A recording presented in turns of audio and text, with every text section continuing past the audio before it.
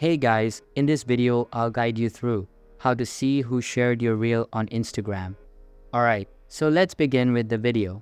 So the first thing you want to do is to go open your Instagram application and make sure it is updated to latest version available. Now you want to head on to your profile. So tap on your profile icon in the lower right corner of the screen. Here, select Reels and you will see all of your uploaded Reels right here. So to see who shared your reel on Instagram, you want to tap on specific reel. And you will see the paper icon just right here in the bottom right corner of the screen.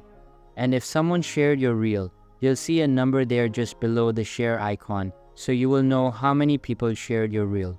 But as of now, there is no feature in Instagram that you can see the exact person or the specific person who shared your reel. But maybe there will be an update in the next time, or later that Instagram will add for you to see who exactly shared your reel. So that's basically how you can see who shared your reel on Instagram. So that's all for this video. If you find it helpful, consider subscribing and giving this big thumbs up, and I'll catch you in the next one. Thanks.